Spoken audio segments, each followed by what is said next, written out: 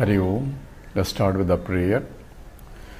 Om Sahana Vavatu Sahanau Bhunaktu Sahaviryam Karavavahai Tejasvinavadhitamastu Vishavahai. Om Shanti Shanti Shanti. Chinmayam Vyapiyat Sarvam Trailokyam Sacharacharam Tatpadam Darsitam Yena Tasmai Sri Gurave Namaha. Sri Gurubhyo Namaha. Hari Om.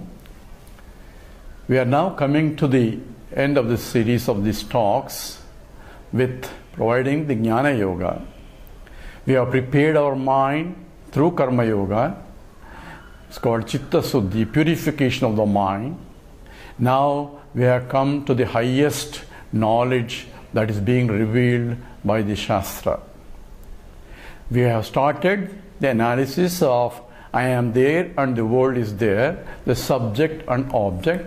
We went to exhaustive analysis of the subject and also exhaustive analysis of the world that we see. And in the process, we brought a creator, the Ishvara also, and the Maya Shakti.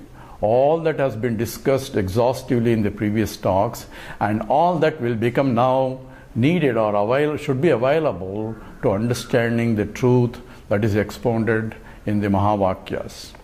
Mahavakya is the great statements, sophoric statements where the Jiva, Jagat, Ishvara, Aikya Bodhaka Vakyam, that's called Mahavakyam, a statement that identifies the Jiva, Jagat and Ishvara all but one. It is why it is called Advaitic statement.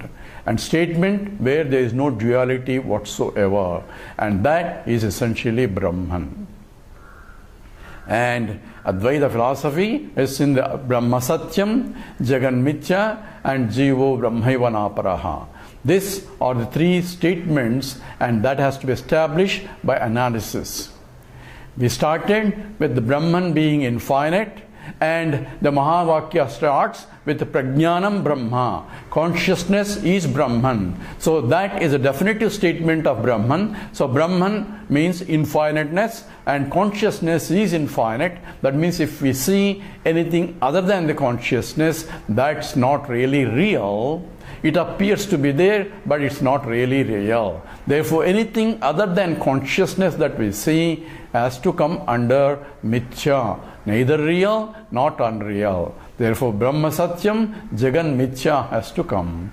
And in the Tattvamasi, the second statement of Mahavakya, where the teaching is done, where Jiva Brahmano na aparaha is none other than Brahman. And that is a statement of declarative statement by the Vedanta, and that is Tattvamasi. We just started analysis.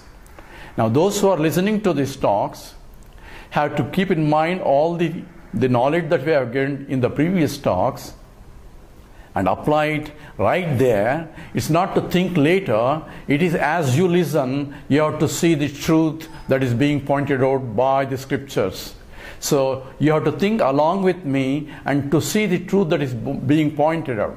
It is like the 10th man, missing 10th man, says you are the 10th man. Not that the leader has to go and sit down and then inquire, am I the 10th man? How can I be 10th man? All that is not needed if he has already prepared his mind and is searching for it. He has already eliminated the 9s that he has counted are not the 10th man, and therefore that inquiry and the desire to find the 10th man is intense. And when the teacher pointed to you are the 10th man, the knowledge has to be immediate, and that's called the aparoksha jnanam. So now, as you're listening to these talks, you have to see it as it is being pointed out by the scriptures, that is the truth.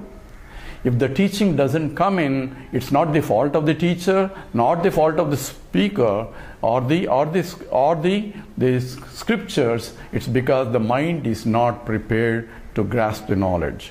So the previous talks would help to clarify and make the mind conducive to learn this process.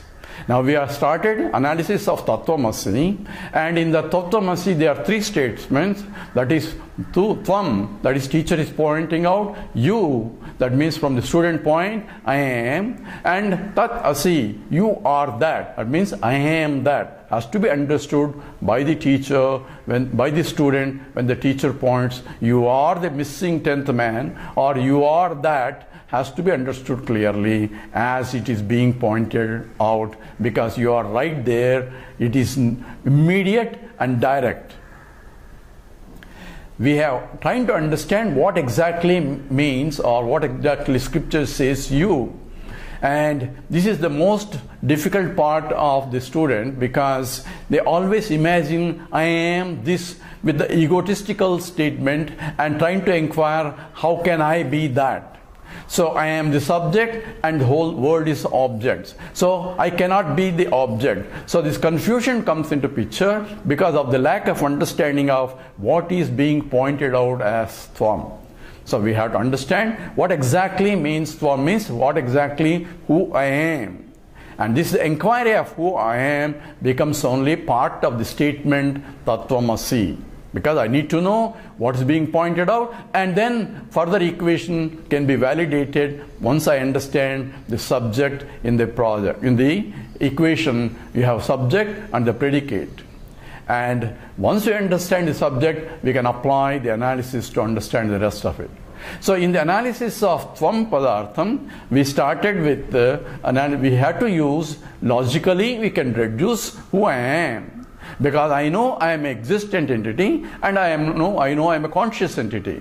Therefore, whatever that which is non-conscious cannot be that. So anything that I can point out as this cannot be me, because I am a subject, and anything this is an object. And any object comes under an inert. And I am the conscious entity, and I cannot be the inert entity. So this has to be done by Anvaya Vyatireka, because we have so intense identification with our body, mind and intellect, the BMI, to the degree that we take it for granted, I am the body. When the body is fat, I say I am fat. When the body is lean, I say I am lean. And I am here and I am not there. So I am located in one place because the body is located. So identification of the body is so intense. Even though I say this is my body. So when I say this is my dog, I am not the dog. I am owner of the dog. So in this, but when it comes to the body, the identification is so intense, it say you are not the body. If you say, it's very difficult to grasp that knowledge. That's because of the intense attachment with the body. But logically, if you analyze it, the Anvaya Vyatireka logic, if you apply properly, one can dissociate, I am not the body, I am not the mind, I am not the intellect. We went through, this can be done in Avastatraya Sakshatvam, that means analysis of three states of consciousness, that is the waking state and the dream state and the deep sleep state.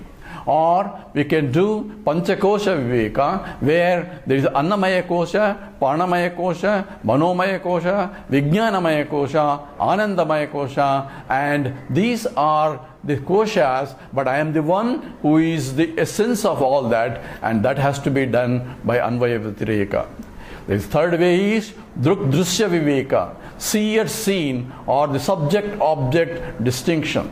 In fact, Vidyaranya Swami has written a book, Druk-Drusya Viveka, as a text, and one can go through that process. Essentially, I am a seer, and everything seen is not me. So this analysis can be done by Anvaya Vyatireka, and we went into analysis last time, what is involved in Anvaya Vyatireka. I don't want to go into too details, but we say that when there is a material cause for cause and the effect, one is a product and another is a cause, then the cause pervades the product.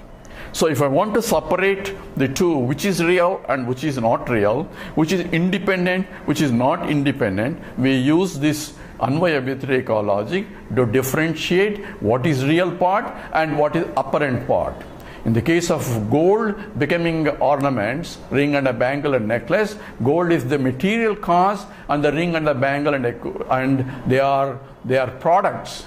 So when there is a ring and the gold, then I have to use Anvaya Vyatireka logic to separate which is independent there and which is dependent. So when there is a ring, there is a gold. So both are together in the same place at the same time. But there may be a time where I can separate the ring but still have the gold. So when I melt the ring, there is no more ring but gold still is. Therefore, by application of that Vyatireka, gold is but ring is not. So gold is independent of the ring, but ring depends on the gold. So one is dependent, another is independent. And that which is independent is called Samanya. We'll go into detail again, but whatever that which remains the same in the process of Vyatireka, that is more independent or more real compared to the one that is being dismissed. So now when you apply this to the three states of consciousness, I am the waker, I am a dreamer, I am a deep sleeper, and in each state I am discarding one equipment or the other, and still I am remaining. When I am waker, I have body, mind and intellect along with the vasanas as the Karana Sharira. So there is a Karana Sharira, there is a small Sukshma Sharira and Sthula Sharira, all are functioning in the waking state. But when I go to dream state, I drop this external Sthula Sharira, only the subtle body, the Sukshma Sharira and Karana Sharira, the causal body are there in the dream state. And when I go to deep sleep state, I drop even that, the subtle body, I am only in the causal state or in the state of vasanas or pure ignorance. So by this process of elimination, we have eliminated, I am not the body, or I am not the Sthula Sarira, I am not the subtle body, and I am not even causal body, because I can go back into the other states and not identify myself with the knowledge that I am so and so. That means Karana Sharira is also not there. That's a little bit tricky, because in the deep sleep state, you say, I am there, but I have no knowledge that I am there, but I say, I slept very well. So who makes the statement, I slept very well? Not really the deep sleeper. If he is making a statement, obviously he is not sleeping. Therefore, the one who gets up from that state and awakes and then say, I slept very well. That is, the mind has to come to make a statement, I slept very well. But from the mind was not there to sleep even, because the mind itself is folded. Then who slept very well? It is a statement to inquire itself. The mind was there up to the point of dream, and then there is no more mind even, and then suddenly mind comes back. So there is an absence of mind. So absence of the mind, from the mind point, it appears to be an inferential statement that I slept, because the mind is not even sleeping there, because the mind was not there to sleep even. Then who slept very well?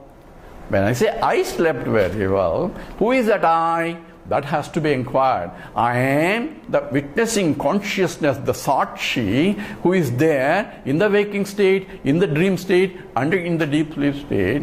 When I am there in the deep sleep state, that means even Sakshi is not sleeping, because he is watching there, he is a Sakshi. Therefore, who really slept is a very interesting question to want to inquire. But when I say I slept very well, that means I was there to sleep very well. Even though it is a statement by the mind, I need the mind to make that statement, but I was there. That experience I could recollect in the waking state, because the experiencer and the recollector has to be one and the same. That's the law of the memory. Therefore, I was there. If I am not going to be there in the deep sleep state, then I am not going to go to sleep at all. So everybody sleeps comfortably because they know they are going to be there. And that is very important to understand. I am there in the deep sleep state, even though I don't know. Neither I know nor I don't know, in the sense that mind doesn't know even that I don't know, because ignorance even cannot be objectified by the mind. Mind itself is not there. Therefore, in the deep sleep state, I don't know that I don't know, yet I don't know. So only when I am awakened to the waking state, I recognize I slept very well. There is no concept of time, there is no space, but I know I was there. So I am that Sakshi. Sakshi means a witness which is a conscious entity, because unconscious entity cannot witness. So I am a conscious entity, I am an existent entity, and I was there in the deep sleep state also. So now you look at it. It's called I am, it's called Samanya Dharmam. The other ones are called Vishesha Dharmam. Waker or dreamer or deep sleeper or Vishesham, qualified, whereas I am is unqualified, which is there in the waking state, which is there in the dream state, which is there in the deep sleep state. So look at this example. The gold is the Samanya Dharmam. In the ring there is a gold, in the bangle there is a gold, in the necklace there is a gold. So gold expressing itself as a ring, gold expresses itself as a bangle, gold expressing itself as the bracelet or necklace. But the gold is not a ring, gold is not a bangle, gold is not a necklace. Yet gold pervades the ring, gold pervades the bangle, gold pervades the necklace. So in the same way, if you apply the same logic here, that gold is a samanyam, that means it is there in everyone, because that samanya dharma is the material cause for the ring, for the gold, for the necklace. Without gold, ring cannot exist. Without gold, bangle cannot exist. Without gold, the necklace cannot exist. Yet gold is not a ring, gold is not a bangle, gold is not the necklace. Yet gold is ring, gold is bangle, gold is necklace. So this has to be clear. When I identify myself with the ring, I am ring, but I am not really ring. I am the gold that pervades the ring. I am the gold that pervades the bangle. I am the gold that pervades the necklace. Now apply the same logic to the Sakshi, Chaitanyam. I am identifying with the waker, I am a waker. When I go to dream state, I am identifying with the dream state, I am a dreamer. I am identifying with the deep sleep state, I am deep sleeper. I am neither a waker, I am not a dreamer, I am not a deep sleeper. These are states that are essentially with qualifications, called a Visheshana, or the qualified, just as a ring is qualified, bangle is qualified, necklace is qualified. Those qualifications do not belong to the gold. Same way, the waker and the dreamer and the deep sleeper, qualifications of them do not belong to I am. But yet, I am playing the role of the waker, I am playing the role of a dreamer, I am playing the role of the deep sleeper. I am neither a waker, nor a dreamer, nor a deep sleeper. And all this is being analyzed in the Mandukya Upanishad, in the Agama Prakarana, that who is that I am?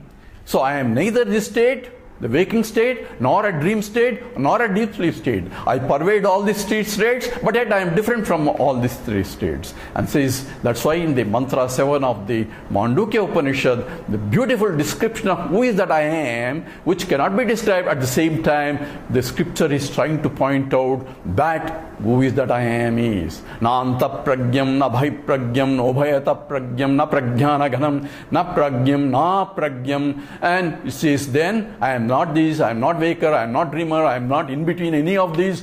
I am, that is there. It's not a sunyam, it's not a nothing, but it is everything, because I am pure conscious existent entity that pervades everything, yet different from everything. That is essentially adrushtam, avyavaharyam, adgrahyam, alakshanam, achintyam, avyapadesyam, prapanchopashamam, and this is shantam, shivam, advaitam, chaturtham manyanti, sa atma savigneya. That I had to find out what is that, which is shantam, shivam, advaitam, which is pure, essential quietude itself, Shivam, that which is auspicious, and that which is Advaitam, non-duality, and that which is to be inquired into. That's what the scripture says. And this is the what inquiry of, where I am taking both, at the same time dropping what I am not, and establishing myself as I am, that pure consciousness, that is that Sakshi. Now remember, we analyze a lot of things in this. We say, who is a Jiva? Jiva is, or Sakshi is pure consciousness that is all pervading. But that local equipment, that is the mind and intellect, the subtle body, is reflecting that consciousness, and we define that reflection as Chidabhasa. Just as sunlight is everywhere and the moon is reflecting, and now moon has become as though a luminous body. Therefore, pure consciousness is reflecting in the mind, and that is what we call, mind means the subtle body, and that we call is a Chidabhasa. And reflection depends upon the medium of reflection. So if the reflecting medium is very clean, all the reflection can come out in its full glory. But if the reflecting medium is not clean, then the reflection is not very clear. So Chidabhasa is not Sakshi. Sakshi is that pure witnessing consciousness that is all the time pervading. So Sakshi is only one because it is everywhere, and that is what is Prajnanam Brahma has been defined in the Mahavakya. So that I am, if I, by process of elimination of trying to inquire, I come to a stage where I am not none of these, but I am something beyond all these things. And that beyond all these things, the scriptures point out, Chatuttam Manyamte. It's called as the fourth. It's not really fourth because it pervades all the three states, and it's not even a state because it is that which is infinite itself. But people call it as reference to, in order to distinguish that I am not a waking state, it's not a waking state, it's not a dream state, it's not a deep sleep state. So that inquiry is required to establish who is that I am that is being pointed out in the Tattvamasi statement. So in the Tattvamasi, we are only so far analyzing, I am none of these, and I am that because of which everything is known. I am the subject, everything is object. I cannot be object. Subject cannot be objectified. And I say, I am this, I cannot say. All I can say is I am, because anything else, if I qualified, it becomes only an object which I am not. So this has to be done as the very essence of who is that Tattvamasi, who I am. That's only one part in the analysis of Tattvamasi statement. So I cannot stop with it, because with the stopping there, I have not realized it. People think that who I am an inquiry is sufficient. That's not sufficient. That's only 1/3 of the statement there. And by inquiry, I can come up with up to this point, and this I can use it simply logically, I can deduce also, and scripturally can help me to understand who is that I am. But we have to find out what is Tat and Asi also statement in order to complete this story. So we'll go into more details a little bit of this, because a lot of confusion occurs in terms of who is that I am, and trying to equate without understanding what that I am with something other than. So we'll go a little bit deeper into this, who is that I am, in the next talk. We'll stop here with the prayer. Om Purnamada Purnamidam Purnat Purnamudachyate Purnasya Purnamadaya Purnameva Vasishyate. Om Shanti Shanti Shanti. Harihi Om. Sri Gurubhyo Namaha. Harihi Om.